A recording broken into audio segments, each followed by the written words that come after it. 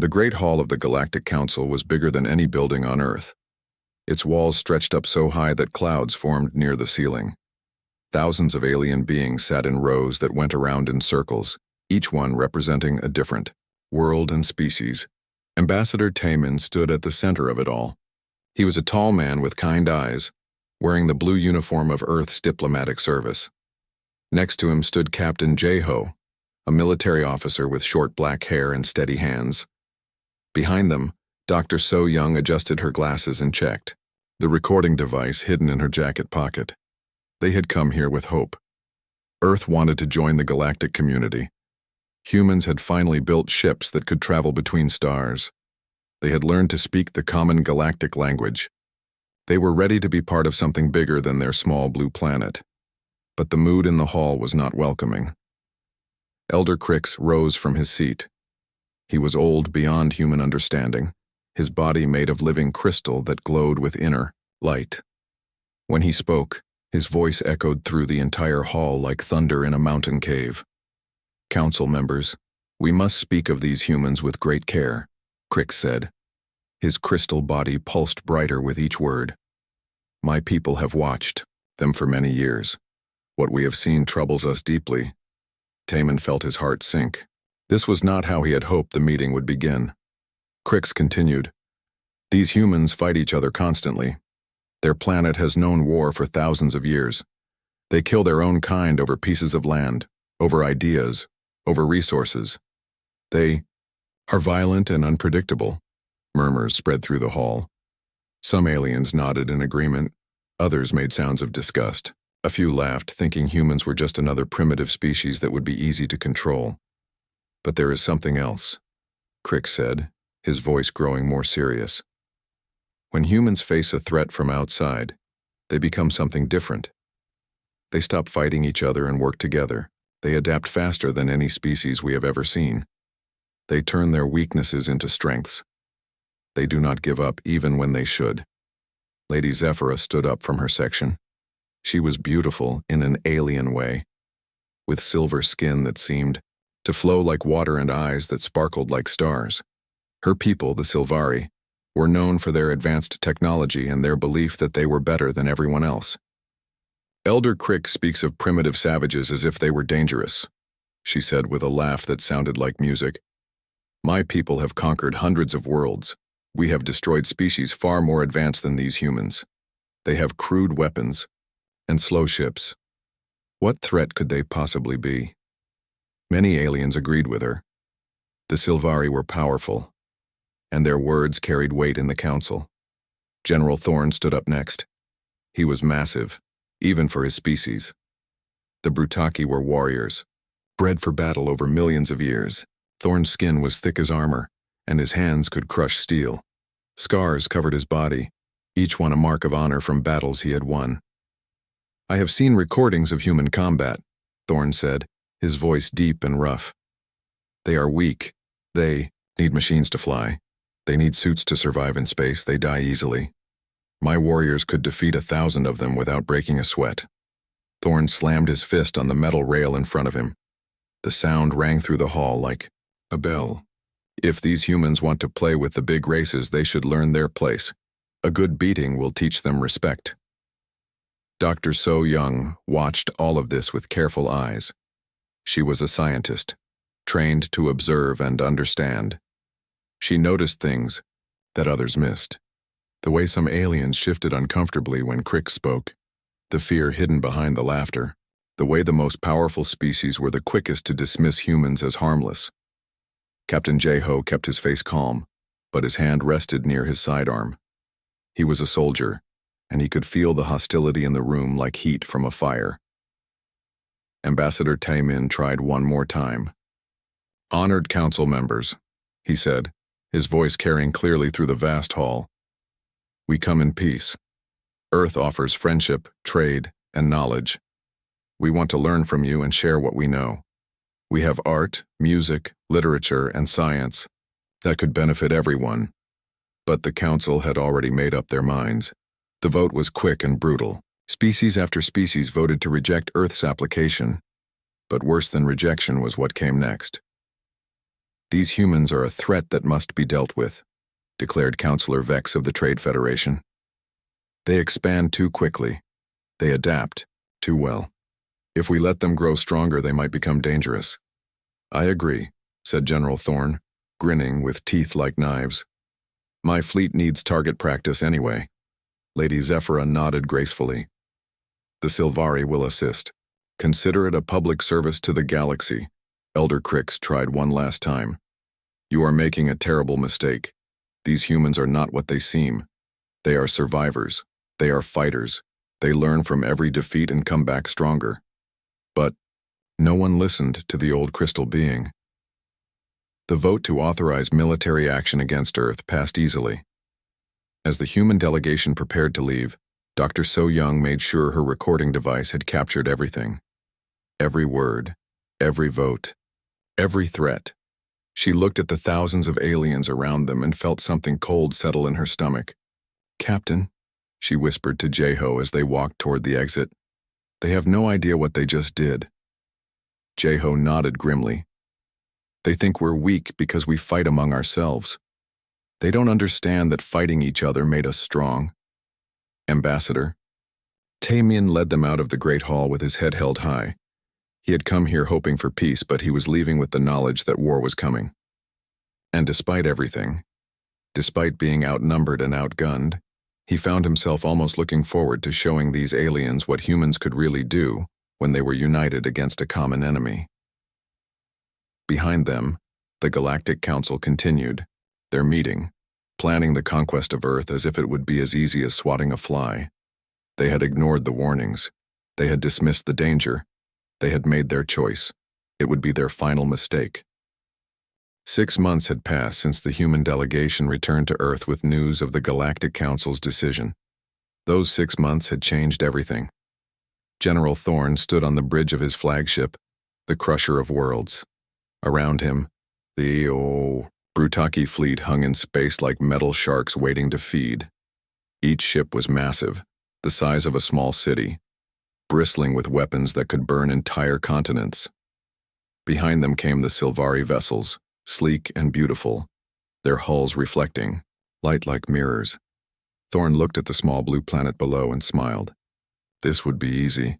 The humans had only a few dozen ships, tiny things that looked like toys compared to his mighty fleet. Their weapons were primitive chemical rockets and simple energy beams. Their ships were slow and clumsy.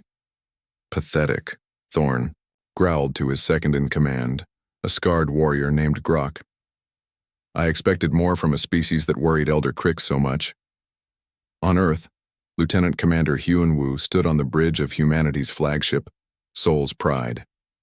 He was young for his rank, but the past 6 months had aged him. His eyes were tired but determined. Around him, his crew worked quietly at their stations, preparing for the fight of their lives. The human fleet looked small and weak hanging in Earth's orbit. Only 50 ships compared to the hundreds that had come to destroy them. But Hyunwoo knew something the aliens did not. Humans had spent those 6 months working harder than they had ever worked before. Captain Minseo entered the bridge. She was the fleet commander, a small woman with steel in her voice and fire in her eyes. She had been chosen not because she was the best at following orders, but because she was the best at breaking rules when rules needed to be broken. Status report, Minseo said calmly. All ships are ready, Captain, Hyunwoo replied. Protocol Lazarus is armed and waiting. Minseo nodded. Dr. So Young had designed Protocol Lazarus based on everything they had learned about alien technology during their visit to the Galactic Council. The aliens were advanced, but they thought in predictable ways. They relied on big ships, powerful shields, and overwhelming force. Humans had decided to think differently. The alien fleet moved closer to Earth. General Thorne opened a communication channel that reached every radio and television on the planet. Humans of Earth, his voice boomed across the world. I am General Thorne of the Brutaki Empire. Your planet is now under our control. Surrender immediately and your deaths will be quick. Resist, and we will make your suffering last for generations. He paused, expecting panic and submission. Instead, Captain Minseo responded from Soul's Pride. General Thorne, Her voice was calm and clear. "This is Captain Mincio of the Earth Defense Force. We decline your generous offer." Thorn laughed, the sound like rocks grinding together. "You have 50 tiny ships. I have 300 vessels of war. You cannot possibly win." "You're probably right," Mincio admitted. "Mr. Hyunwoo, activate Protocol Lazarus." What happened next confused the aliens at first. Instead of charging into battle or trying to run away, the human ships opened their cargo bays. Thousands of small objects poured out, each one no bigger than a basketball. They looked harmless, like space junk floating aimlessly.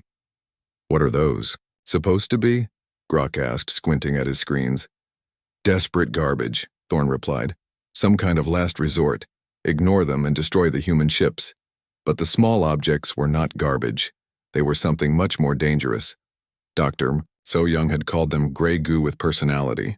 Each sphere contained a simple artificial brain and the ability to build copies of itself using any available material. The spheres spread out through space, looking for asteroids, space debris, and anything else they could use. When they found something, they landed on it and began to work.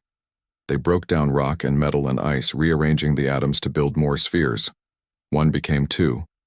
2 became 4. 4 became 8. The Brutaki opened fire on the human fleet, their massive guns sending beams of energy that could melt mountains. The human ships scattered, using their smaller size and better maneuverability to avoid the worst of the attacks. Some ships were hit and destroyed, their crews dying as heroes. But while the aliens focused on the human ships, the spheres kept multiplying. "Sir," Grok said, worry creeping into his voice. "Those small objects, there are more of them now." Thorn glanced at his screens.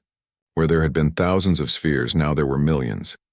They swarmed around asteroids like hungry insects, each one building more copies of itself. "So what?"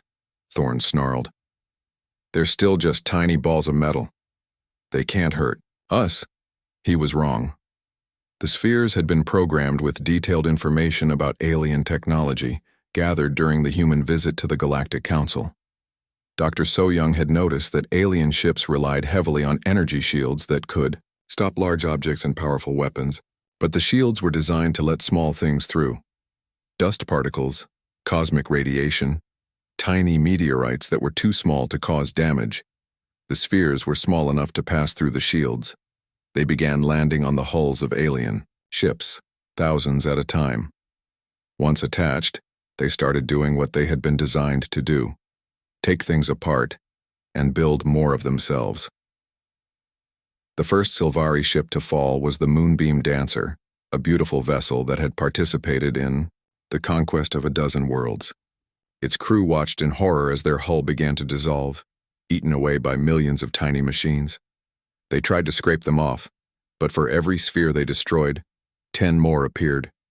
"Shields up! Full power!" the Sylvari captain screamed. But shields couldn't stop something that was already inside them. The spheres worked with mechanical precision. They ate through armor plating, consumed weapons systems, and dismantled engines. They turned the ships themselves into more spheres, which spread to other vessels in the alien fleet. General Thorn watched his mighty fleet being devoured by tiny machines that multiplied faster than his gunners could shoot them. His own ship began to shake as spheres landed on its hull and started their work. "Retreat!" he roared. "All ships, retreat to hyperspace." But it was too late for many of his vessels. As the alien fleet tried to escape, dozens of ships simply fell apart, consumed by the endless hunger of the gray goo spheres. Captain Mincio watched from Seoul's Pride as the alien fleet fled in panic. Half of their ships were gone, destroyed not by superior firepower but by a simple idea. Instead of trying to build bigger guns, humans had built smaller ones. "Well," she said to Hyunwoo, "that went better than expected." Hyunwoo nodded, but his expression was grim. "They'll be back, Captain, and next time they'll be ready for the spheres." "I know," Mincio replied, "but Dr. So-young is already working on our next surprise. The thing about humans is, we never use the same trick twice." "General," Thorn's ship limped away from Earth, its hull half-eaten by the persistent spheres. He stared at the small blue planet that had humiliated his mighty fleet and felt something he had never experienced before: fear. The humans had not won through strength or superior technology. They had won by thinking in a way that no alien had ever thought before. They had turned the aliens' own assumptions against them, and somewhere in the back of Thorne's mind, Elder Crix's warning echoed: they adapt faster than any species we have ever seen. The general was beginning to understand what the old crystal being had meant. News of the Brutaki defeat spread across the galaxy like wildfire. On 1,000 worlds, alien leaders gathered in emergency meetings, trying to understand how a primitive species had destroyed half of the mighty Brutaki fleet. Lady Zephyra stood in the command center of her flagship, Starlight's Grace. The Sylvari ship was a work of art, its walls made of crystalline panels that showed the beauty of space beyond. But Zephyra was not admiring the view. She was studying reports of the battle at Earth, and what she read made her blood run cold. How did they do it? She asked her science officer, a tall Sylvari named Kieran, whose silver skin flickered with nervous patterns. The spheres bypassed our shields entirely, Kieran replied, his voice shaking. They were too small to register as threats. By the time we realized what they were doing, they had already begun consuming our ships from the inside. Zephyra clenched her fists. The Sylvari were proud of their technology, especially their cloaking devices that could make entire fleets invisible. No enemy had ever been able to track them through hyperspace. They could appear anywhere, strike without warning, and disappear before their enemies could respond. Activate the cloaking field, she ordered. We'll hunt these humans. Down one ship at a time, they can't fight what they can't see. But the Sylvari had underestimated human ingenuity once again. Commander Dae-hyun stood on the bridge of Busan's Vengeance, humanity's newest warship. Unlike the old human ships that had fought at Earth, this vessel had been built specifically for hunting aliens. Its hull was black as space itself, and its systems were unlike anything humans had built before. Contact on quantum sensors, reported engineer Yoonji from her station. She was young but brilliant, one of the team that had reverse-engineered alien technology in just 6 months. Sylvari ship, bearing 27 Mark IV. Dae-hyun smiled. The Sylvari thought they were invisible, but Dr. So-young's team had found a way around their cloaking. Instead of trying to see the ships directly, human sensors tracked the quantum entanglement fields that all hyperspace engines created. It was like following footprints in sand. Even invisible creatures left traces. Distance? Dae-hyun asked. 50,000 kilometers in closing, Yoonji replied. They don't know we can see them. In another part of space, Captain Woo Jin commanded Incheon's Ghost, a stealth ship designed to turn the aliens' own tactics against them. His ship looked almost primitive compared to alien vessels, but looks could be deceiving. Sylvari cruiser dead ahead, his sensor operator reported. They're moving toward the trading station at Kepler 442b. Woo Jin nodded. The Sylvari planned to attack human merchants, probably hoping to draw the Earth fleet into a trap. They still thought like the old Galactic Council. Big ships, direct, confrontation, overwhelming force. Deploy the shadows, Woo Jin ordered. What emerged from Incheon's Ghost looked like a cloud of space dust, but each particle was actually a tiny robot, smaller than a grain of sand. They spread out in a wide pattern, invisible to most sensors, and began their work. The Sylvari ship Moonrise Current moved through space, confident in its invisibility. Its captain, a warrior named Varric, was planning his attack on the human trading post when his ship suddenly shuddered. What was that? Varric demanded. Unknown, sir, his engineer replied, checking his instruments. All systems show normal. But things were far from normal. The shadow particles had attached themselves to the ship's hull and were interfering with the cloaking field generators. Not enough to shut them down completely, but enough to create tiny flickers in the invisibility field. Those flickers were all Woo Jin needed. Target acquired, his weapons officer announced, firing quantum torpedoes. The Sylvari ship never knew what hit it. One moment it was invisible and untouchable, The next, it was an expanding cloud of debris. The survivors would later tell other Sylvari that the humans had somehow learned to see through their cloaking, but no one would believe them. Across the galaxy, similar hunts were taking place. Human ships appeared wherever alien fleets gathered. The hegemony lost 3 cruisers to ships that seemed to materialize out of empty space. The Zendorian Empire found their reality-warping technology useless against weapons that attacked from angles that shouldn't exist. Intelligence Officer Yu Jin sat across from a captured Sylvari admiral named Serafina in the interrogation room of a human space station. The alien looked elegant even in defeat, her silver skin dulled by stress and fear. "How do you do it?" Serafina asked, her voice barely a whisper. "Our technology took millions of years to develop. Our cloaking fields are perfect. Our ships are works of art. How do you adapt so quickly?" Yujin leaned back in her chair. She was a small woman with kind eyes, but her voice carried the weight of human history. "You want to know our secret?" she asked. "It's simple. We've been fighting each other for thousands of years. Every war taught us something new. Every defeat showed us a better way." Serafina shook her head. "That makes no sense. War destroys civilizations. It holds back progress." "For you, maybe," Yujin replied. "Your people achieved peace and prosperity, then stopped growing. You became comfortable. You forgot how to change, how to adapt, how to survive." She stood up and walked to the window that showed the stars beyond. "Humans never had that luxury. We fought over everything: land, resources, ideas, religion. We had to get better at fighting or we would have wiped ourselves out." "But that's exactly what Elder Crix warned about," Serafina said. "Your violence, your aggression." Yujin turned back to the alien admiral. "Crix was wrong about one thing. Our violence isn't mindless, it's creative. Every human war pushed us to innovate, to think of new ways to win. We learned to use our environment, to turn our weaknesses into strengths, to see opportunities where others saw only problems." She sat back down and looked directly into Serafina's alien eyes. "You all had the same reaction to our sphere attack. You called it cheating, unfair, dishonorable. But we call it thinking outside the box." Serafina was quiet for a long moment. Then she asked, "What happens to us now?" "That depends," Yujin said. "Are you willing to learn? Are you ready to change?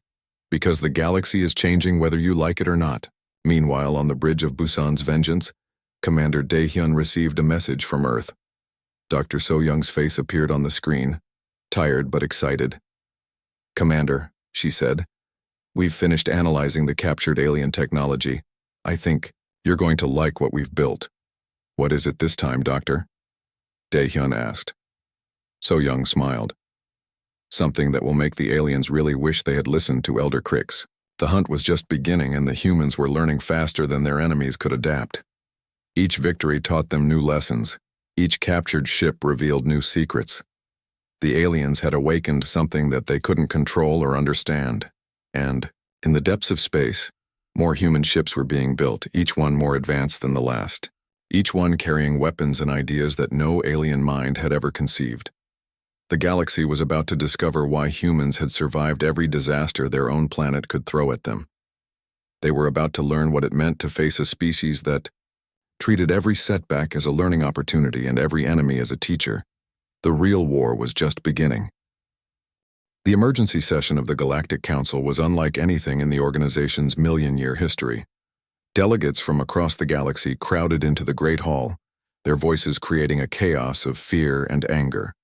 The beautiful chamber, that had once symbolized order and civilization, now echoed with panic. Elder Crix stood at the center of it all, his crystal body flickering with patterns that showed his deep sadness.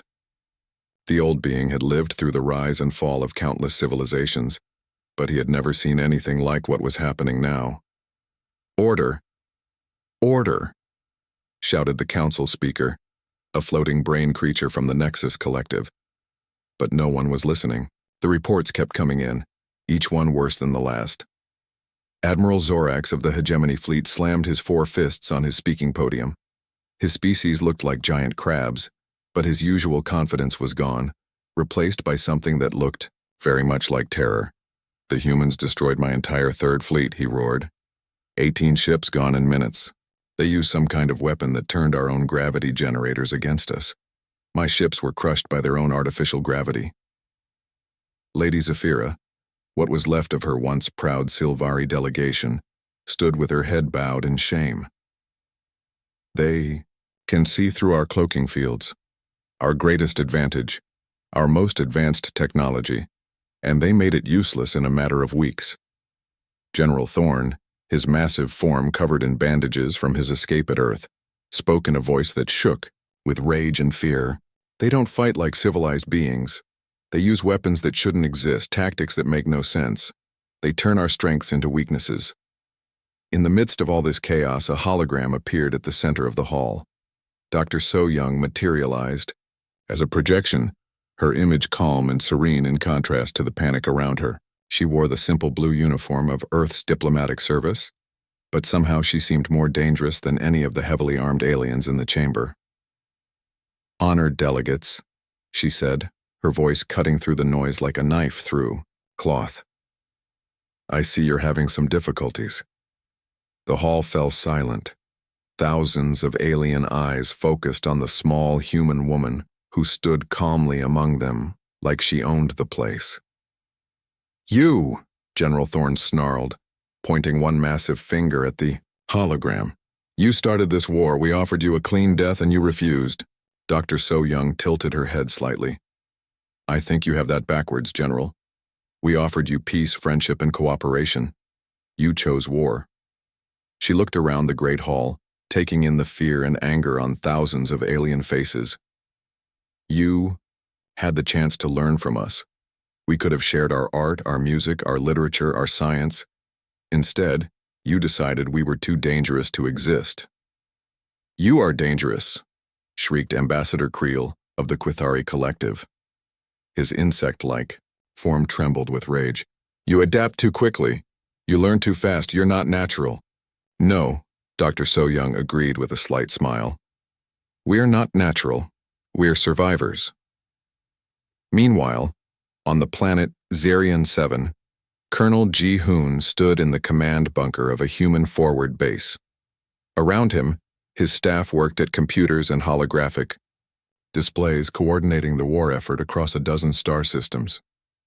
Ji-Hoon was younger than most colonels, but he had proven himself in battles that had become legends. "Sir," his communications officer reported, "we're receiving surrender offers from 17 different species. They want to negotiate." Ji-Hoon nodded, but didn't smile. "What about the core members? The ones who voted for our destruction?" "Still fighting, sir. The Zendorian Empire just deployed their reality warping fleet. They're trying to attack our ships by changing the laws of physics around them." "Interesting," Ji-Hoon mused. "What's our response?" His science officer, a brilliant woman named Dr. Hei Wan, looked up from her workstation. "We've been studying their reality warping technology from the debris of their previous ships. It turns out they're not actually changing reality, they're just manipulating quantum probability fields. And that means, it means we can predict their attacks before they happen. Better yet, we can turn their own weapons against them." The Battle of Kepler 442b became another legend in the growing list of human victories. The Zendorian fleet arrived expecting to face helpless humans whose ships would simply cease to exist when reality bent around them. Instead, they found human vessels that moved in ways that shouldn't be possible, weapons that fired before they were built, and defenses that grew stronger the more they were attacked. The Zendorian admiral, a being of pure energy named Flux, watched his fleet dissolve into quantum foam as the humans somehow reversed his reality warping technology. "Impossible," Flux transmitted on all frequencies before his own ship vanished into a probability cascade that he had accidentally created. Back in the council chambers, the debate continued, but it was no longer about how to defeat the humans. It was about how to survive them. "We need to combine our technologies," suggested Councillor Vex of the Trade Federation. "Pool our resources. Share our knowledge. Together we might stand a chance." "Agreed," said Admiral Zorax. "The hegemony offers our quantum tunneling technology." The Nexari will contribute our antimatter production facilities. Added another delegate. The Quithari can provide phase-shifting capabilities, offered Ambassador Creel. Elder Crix watched this desperate alliance forming and felt his crystal heart grow heavy. You still don't understand, he said softly. What? General Thorne demanded. What don't we understand, old crystal? Crix's ancient eyes looked around the chamber at all the frightened faces. The humans aren't winning because they have better technology. They're winning because they think differently. They see every defeat as a lesson, every enemy as a teacher, every impossible situation as a puzzle to solve. He gestured toward Dr. So Young's hologram. While we've been panicking and forming desperate alliances, they've been studying us, learning from us, getting stronger. Dr. So Young nodded respectfully to the old being. Elder Crix speaks wisdom. We have indeed been learning. Every weapon you've used against us, every tactic you've tried, every piece of technology you've deployed, we've studied it all. She paused, letting her words sink in. Do you know what we've discovered? Your greatest weakness isn't your technology or your military strategy. It's your thinking. You've become too specialized, too set in your ways. When something doesn't work, you just do more of the same thing. What do you want from us? Lady Zephyra asked, her voice barely a whisper. The same thing we wanted a year ago, Dr. So Young replied. Peace, cooperation, and mutual respect. But the terms have changed. You forced us to become something we didn't want to be. You made us into conquerors when all we wanted to be was friends. She looked directly at General Thorne. You called us primitive savages. You threatened to make our suffering last for generations. Did you think we would just forget that? The Great Hall fell completely silent. Thousands of beings who had once ruled the galaxy with absolute confidence now sat like children being scolded by their teacher. The war can end tomorrow, Dr. So Young continued. Surrender unconditionally. Accept human leadership of the Galactic Council, and we can begin building something better than what you had before. And if we refuse? Admiral Zorax asked. Dr. So Young's expression didn't change, but somehow she seemed to grow larger, more threatening. Then you'll discover just how creative humans can be when we really put our minds to it.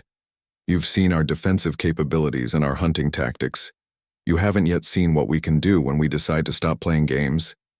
The hologram flickered and vanished, leaving the council chamber in stunned silence. Elder Crix spoke into the quiet. I warned you. I told you they were dangerous, but you wouldn't listen. Now you know what it means to face a species that turns every challenge into an opportunity, every enemy into a stepping stone. As the delegates filed out of the chamber to contact their homeworlds, one thought echoed in every mind.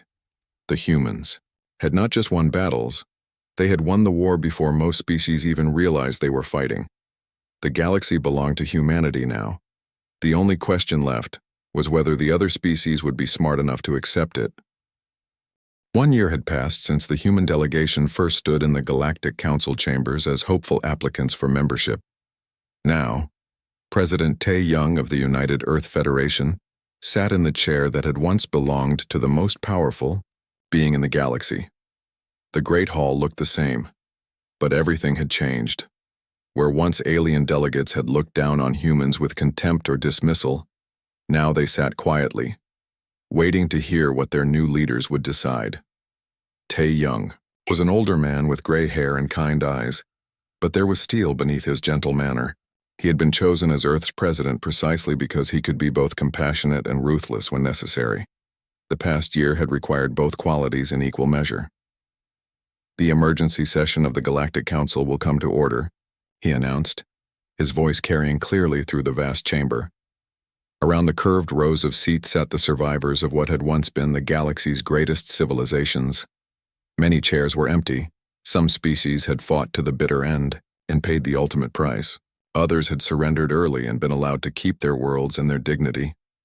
Elder Crix sat in his usual place, his crystal body dimmed with age and sorrow. The ancient being had lived through the rise and fall of countless empires, but he had never seen change happen so quickly or so completely. Before we begin, President Tae Young said, I want to address the elephant in the room, as we humans say. Many of you are afraid. You think we're going to destroy your civilizations, enslave your people, or worse. He stood up and walked to the center of the chamber, just as Ambassador Taemin had done a year ago. But this time the mood was very different. I understand your fear, Tae-young continued. You've seen what we can do when we're angry. You've experienced our military might, but that was never what we wanted to be. Dr. So-young, now Secretary General of the Reformed Galactic Federation, joined him at the center. She carried a small device that projected holographic images above the assembly. A year ago, we came here offering friendship, she said. We brought gifts, samples of our art, our music, our literature. We wanted to share our knowledge and learn from yours.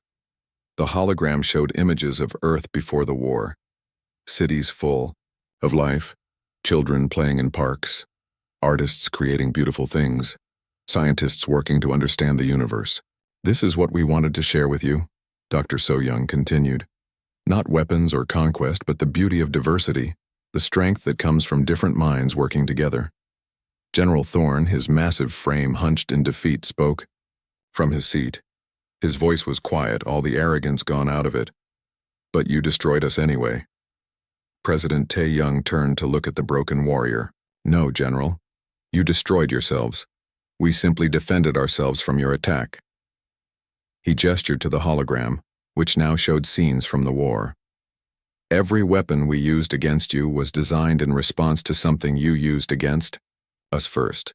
Every tactic we employed was created to counter something you had done. Admiral Sung-ho, the new commander of the integrated Galactic Fleet, stood up from his seat among the human delegation. He was a veteran of the war, scarred but not bitter. The irony, Sung-ho said, is that your attacks made us exactly what you feared we would become. You were afraid of human adaptability, so you forced us to adapt. You were afraid of human creativity and warfare, so you gave us wars to fight. Lady Zephyra, one of the few Sylvari leaders to survive the war, raised a trembling hand. What happens to us now? To our worlds? Our people? Dr. So-young smiled, and for the first time in a year, it was a genuinely warm expression. That depends on you. We're not interested in ruling over unwilling subjects. We've learned that conquered peoples make poor partners. She activated another holographic display, this one showing plans and blueprints. These are the designs for the new Galactic Federation, not a council where the strong dominate the weak, but a true alliance where every species contributes what they do best. The images showed space stations that combined human engineering with alien aesthetics, ships that merged different technologies in ways that made them stronger than the sum of their parts, and cities where beings from a dozen worlds lived and worked together. The Quithari phase-shifting technology combined with human quantum mechanics has created transportation systems faster than anything we imagined, Dr. So-young explained. Sylvari artistic traditions merged with human storytelling has produced art that speaks to souls across species lines. She looked around the chamber. Your attack forced us to become conquerors, but we don't want to stay conquerors. We want to become partners. Elder Crick slowly rose from his seat, his ancient crystal body creaking with the effort. You speak of partnership with those who tried to destroy you. Is this another human trick? Another way to gain advantage? President Tae-young walked over to stand in front of the old being. No trick, Elder. Just a recognition of reality.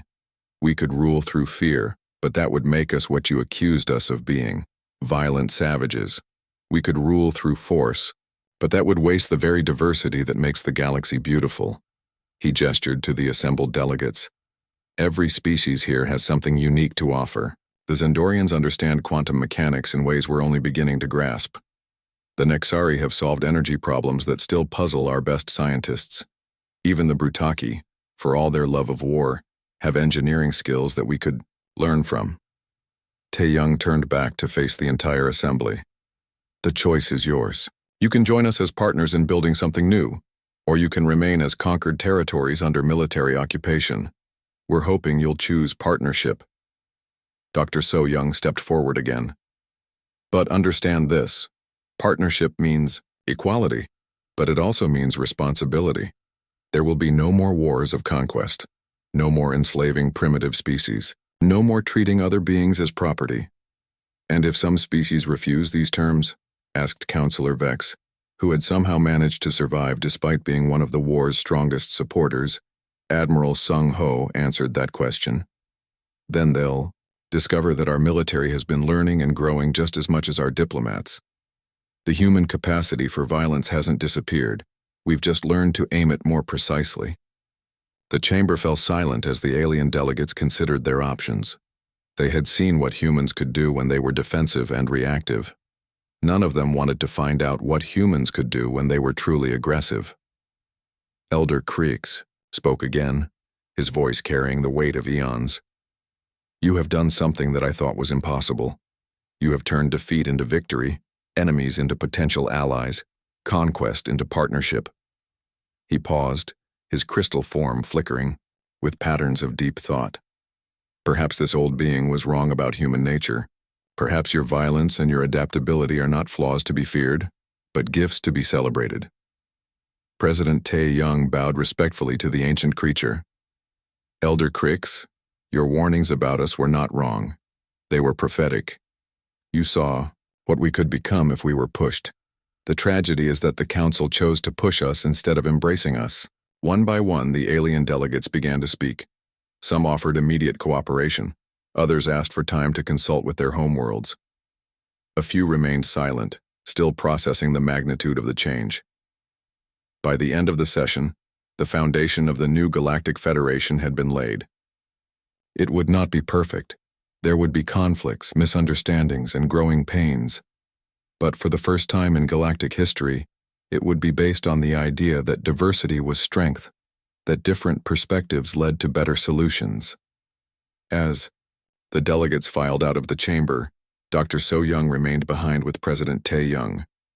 They stood in the center of the great hall looking up at the vast dome above them. Do you think it will work? She asked. Can we really turn former enemies into genuine partners? Tae-young smiled.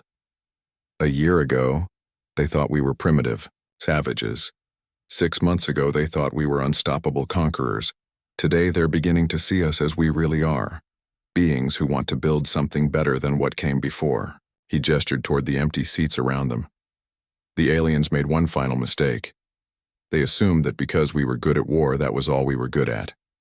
They forgot that the same creativity that makes us dangerous also makes us capable of imagining a better future. Dr. So-young nodded, then smiled. I think Elder Crix was right about one thing. We are dangerous, but not in the way they thought. How so? We're dangerous to the idea that different species can't work together. We're dangerous to the belief that the strong must always dominate the weak. We're dangerous to every assumption about how civilizations must inevitably fall. As they walked toward the exit, President Tae-young had the last word. The aliens were right to fear us, just not for the reasons they thought.